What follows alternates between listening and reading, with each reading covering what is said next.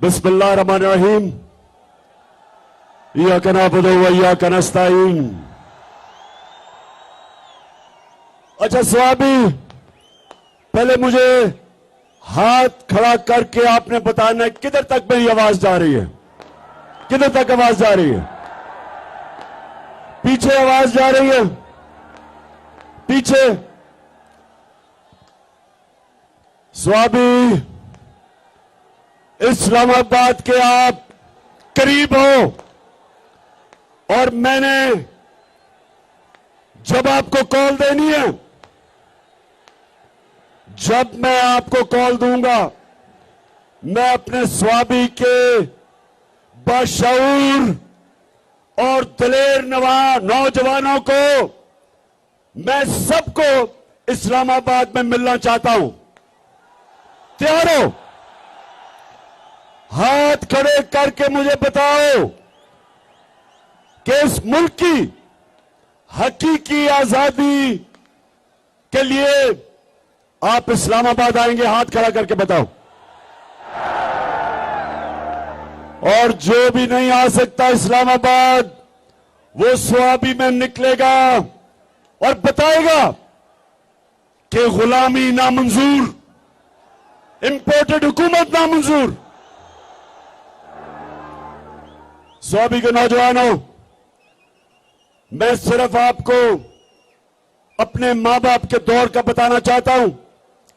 मैं आजाद पाकिस्तान में पैदा हुआ था। मेरे मां बाप गुलाम हिंदुस्तान में पैदा हुए थे।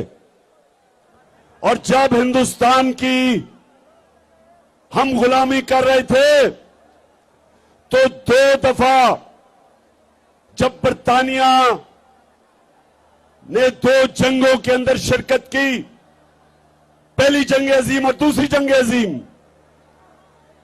तो स्वाबी के नौजवानों ये याद रखो, लाखों लोगों ने यहां से लड़े और अंग्रेज के लिए कुर्बानियां दी। लाखों लोग हिंदुस्तान से जाके अंग्रेज की जंगों में लड़े, लेकिन कभी उनको किसी ने नहीं पूछा, ना कभी इनका शुक्रिया अदा किया गया। अरबों रुपया जो यहां से इकट्ठा करके अंग्रेजों की जंग में लगा, किसी ने नहीं परवाह की, किसी ने शुक्रिया अदा नहीं किया, क्योंकि हिंदुस्तान गुलाम था। गुलामों की कोई इज्जत नहीं होती।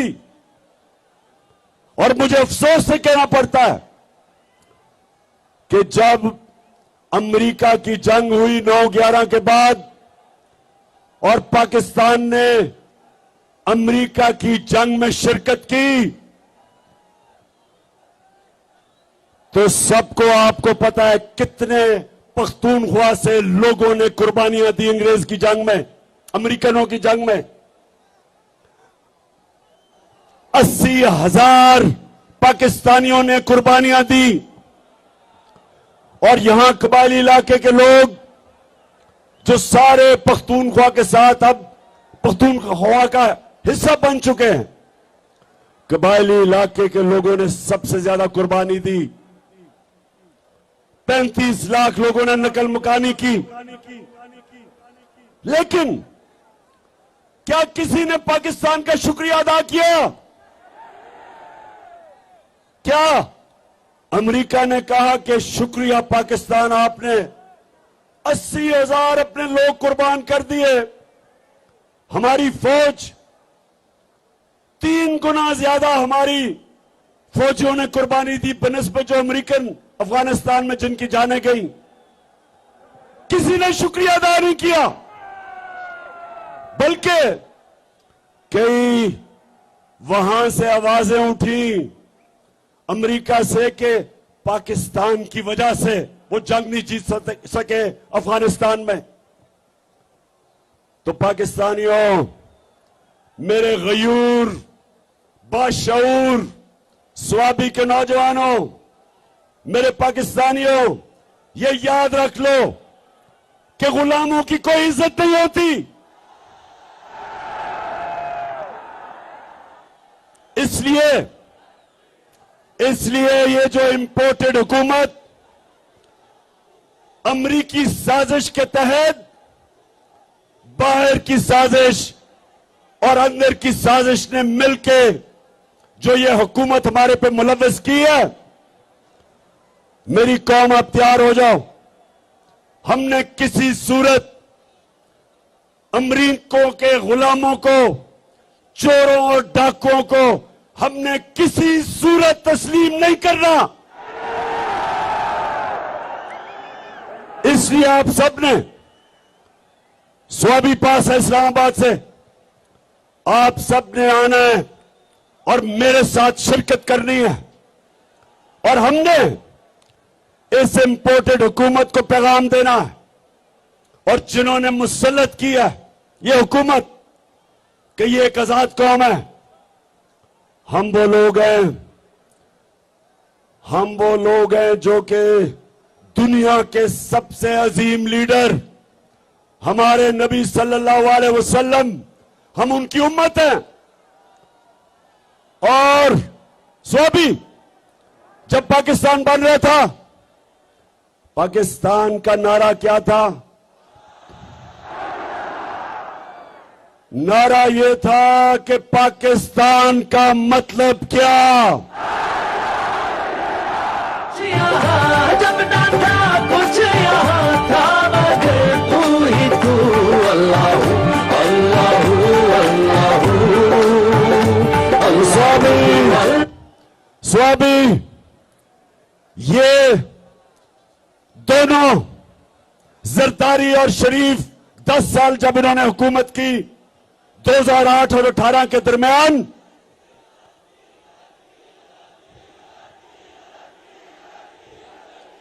और ठीक कह रहे हो, शुक्रिया याद कराने का, डीजल इनके साथ फिट हुआ था। इन थ्री स्टूजेस ने 10 साल जब हुकूमत की मिलके, तो नौजवानों 400 ड्रोन अटैक हुए पाकिस्तान के ऊपर, 400। और कबायली इलाके में आप जानते हैं कि ड्रोन अटैक क्या होता है? आपको पता है क्या होता है? 4000 मील दूर बैठ के एक कमरे के अंदर कंप्यूटर गेम खेली जाती है, बटन दबा के। 4000 मील दूर अमेरिका में एक आदमी बैठा होता है, सामने कंप्यूटर स्क्रीन होती है उसके, यहां से उसको पैगाम जाता है कि जी इस एरिया में दहशतगर्द है। 4000 मील दूर बैठ के वो बटन दबाता है, बम गिरता है, नीचे कौन मरता है कभी किसी को पता नहीं चला।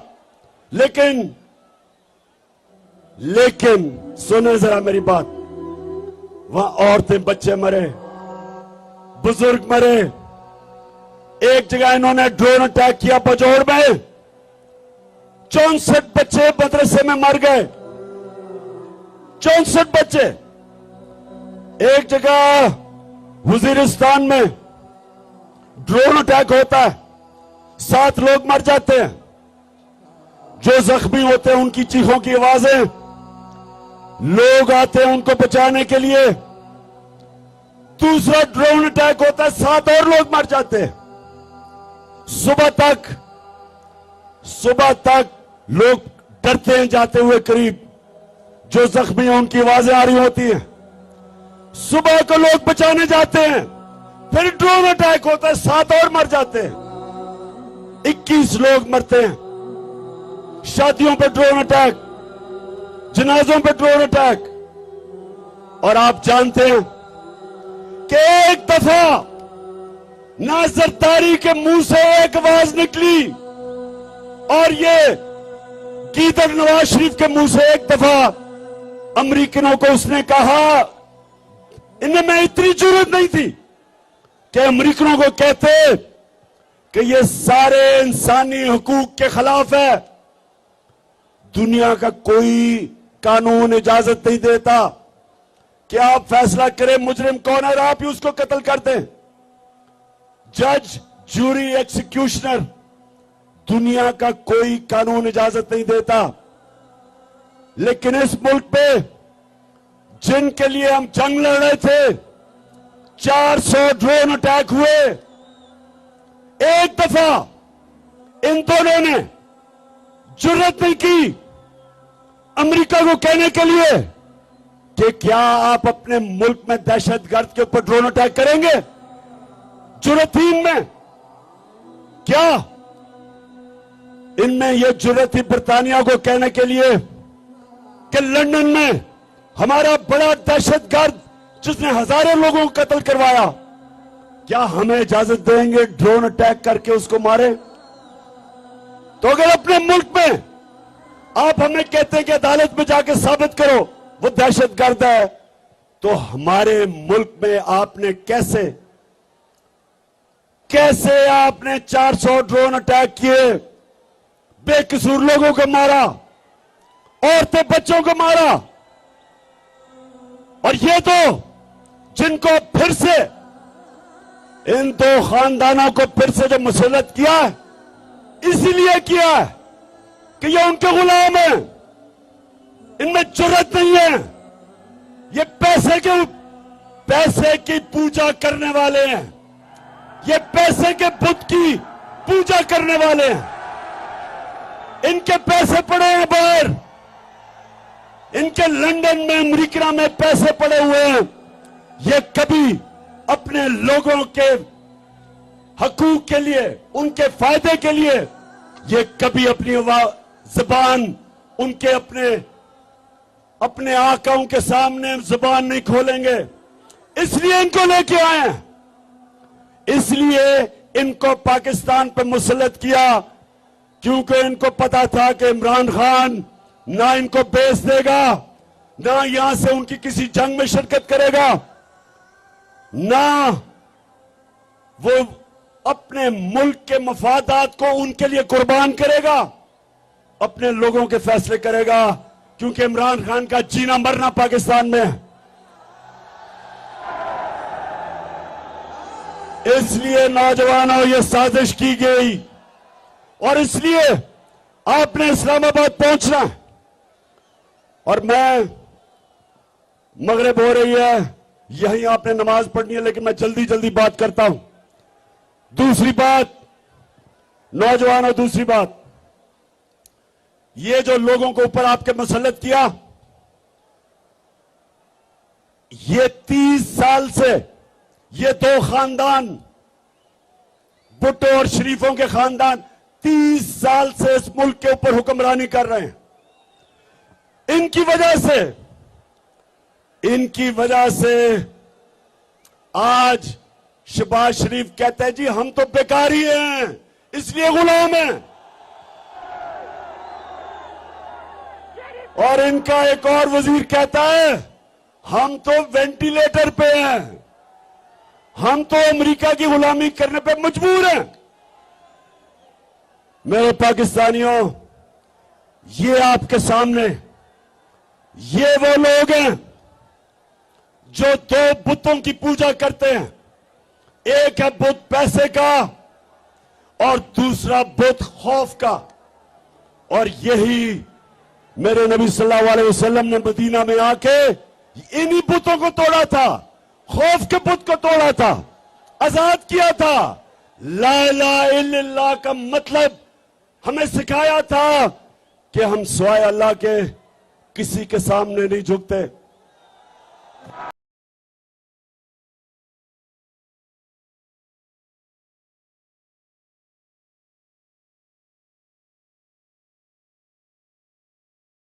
तो मेरे पाकिस्तानियों, हमारा जो नजरियाती लीडर इल्लामा इकबाल थे, उन्होंने तब ही कह दिया था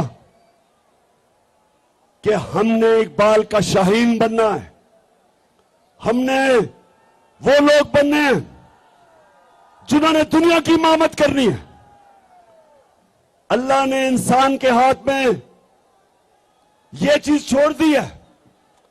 कि वो या परवाज कर सकता है और वो या जमीन के ऊपर रेंग सकता है। अल्लाह ने कुरान में कहा है कि इंसान जब ऊपर जाता है तो फरिश्तों से ऊपर चला जाता है, और जब वो नीचे गिरता है तो जानवरों से नीचे चला जाता है। ये जो ऊपर बैठे हुए हैं ये जानवरों से नीचे चले गए हैं। एक जानवर भी उतना खाता है जितना उसकी भूख होती है, इनका तो पेट ही नहीं भरता।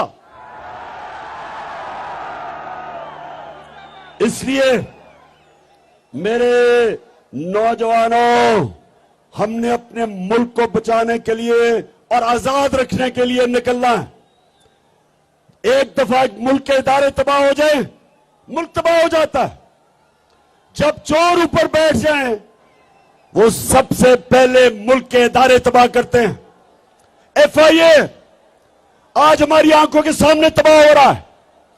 2 उनके ऑफिसर जिन्होंने बड़ी मेहनत से शहबाज शरीफ और इसके बेटों के ऊपर 24 अरब रुपए के करप्शन के केस, मनी लॉन्ड्रिंग, नौकरों के नाम पे, चपरासियों के नाम पे अरबों रुपया जो उन्होंने पकड़ा,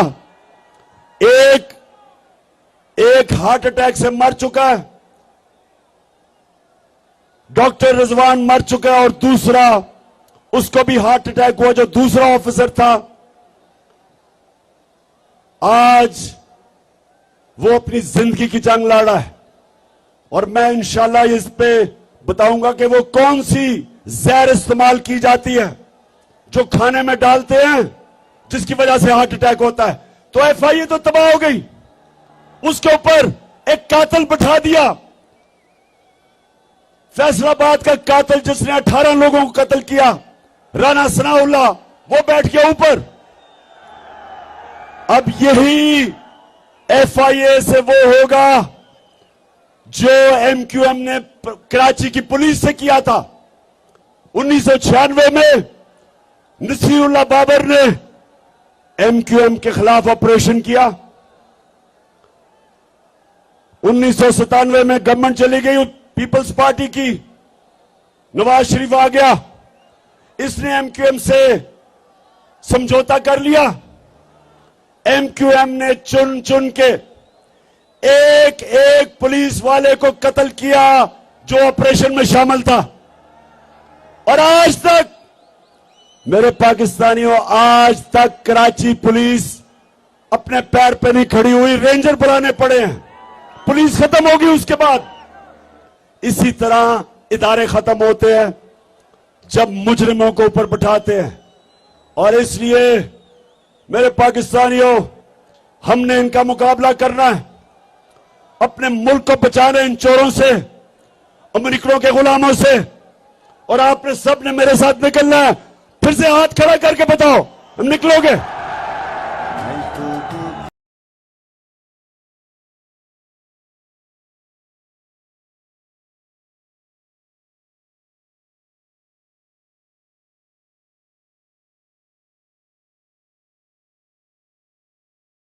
मेरे पाकिस्तानियों, एक चीज याद रख लेना, कौम के ऊपर अटैक हो जाए, बमबारी हो जाए, जापान के ऊपर एटम बम गिर गया, कौम फिर भी खड़ी हो जाती है, अपने पैर पर फिर भी खड़ी हो जाती है। अफगानिस्तान में कितनी 40 साल से इंतशार है, फिर भी वो कौम तकड़ी है। लेकिन एक चीज याद रखें, जब एक कौम की आप इखलाकियात खत्म करते हैं, कौम मर जाती है। जब एक कौम अच्छे और बुरे की तमीज खत्म करती है, कौम मर जाती है। कौम पहले इखलाकी तौर पे मरती है, फिर माशी तौर पे मरती है। तो जो ये लोग 60% कैबिनेट जमानत के ऊपर है, पाकिस्तान का ये जो क्राइम मिनिस्टर है, प्राइम मिनिस्टर नहीं, क्राइम मिनिस्टर है,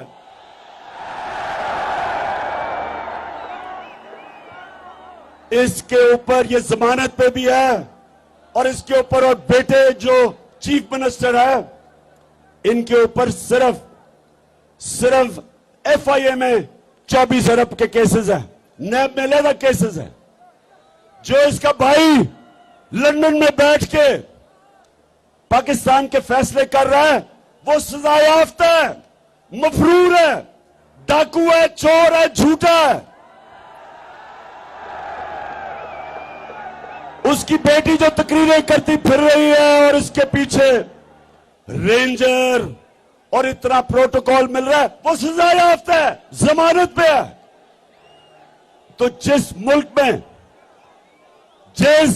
में इस तरह के लोगों को बड़े बड़े ओहदों पे बिठा दिया जाए, उस मुल्क की अखलाकियात तबाह हो जाती है।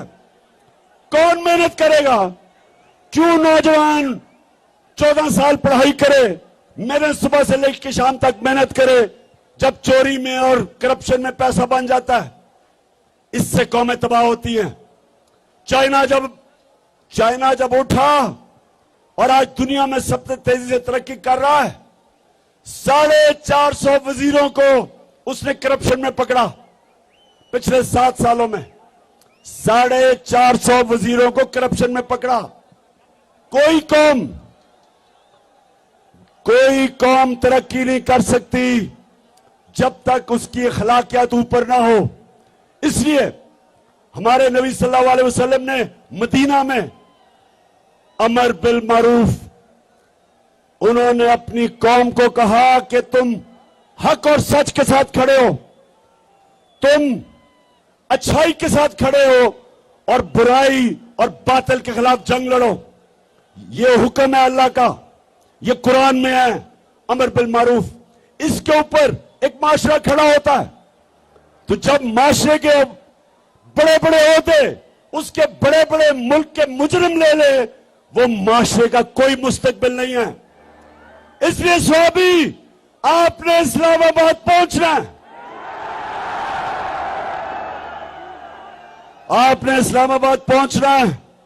ना आपने गर्मी देखनी है, ना आपने देखना है कि जनाब बारिश नहीं हुई, कोई फिक्र ना करें। हम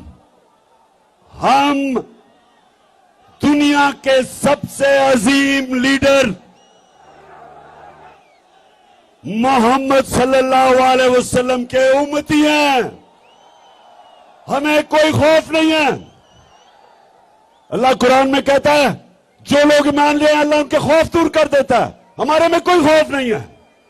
और हम इंशाअल्लाह इन चोरों को, इन गुलामों को, इनको इंशाअल्लाह कभी तस्लीम भी नहीं करेंगे।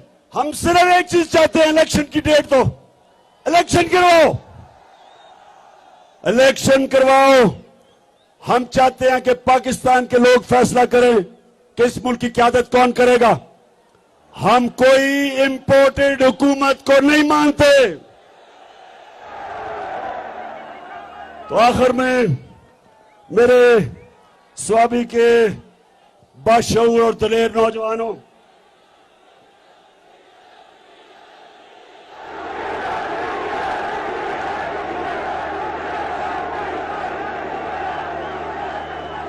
डीजल ने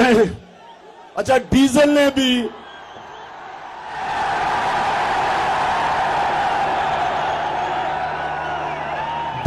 वो मिनिस्ट्री नहीं ली। हमने समझा जी बड़ा इस्लाम का ठेकेदार है, ये बड़ी अच्छी कोई वज़ीरत लेगा, कुछ लोगों को बताएगा इस्लाम के मुतालिक, कोई तालीम की वजारत लेगा। लेकिन उसने वजारत ली है सड़कों की, जिसमें पैसा बनता है, कमीशन बनती है।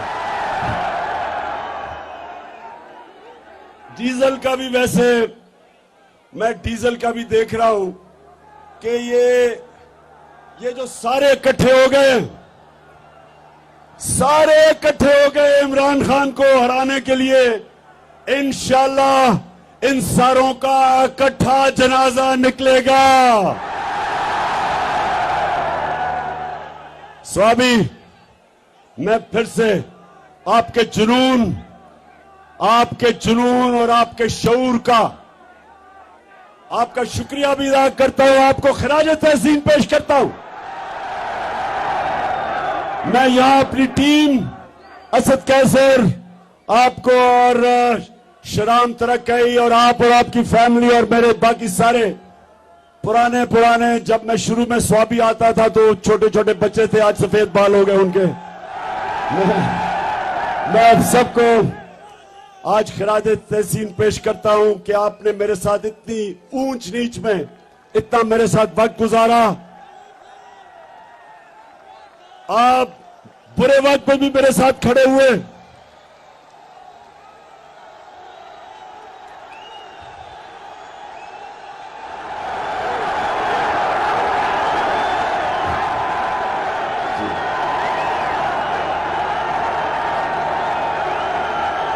और एक और चीज मैं ये जरूर कहूंगा कि मैं आज सारे पाकिस्तान के सामने ये कह रहा हूं कि वैसे पख्तूनख्वा को मैं खास खिरादे तहसीन इसलिए पेश करता हूं,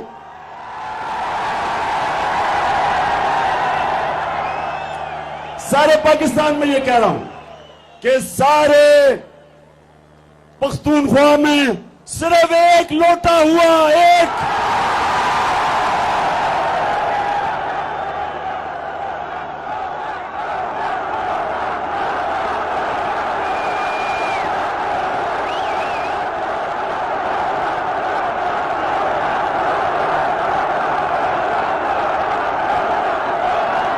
बड़ी बात है।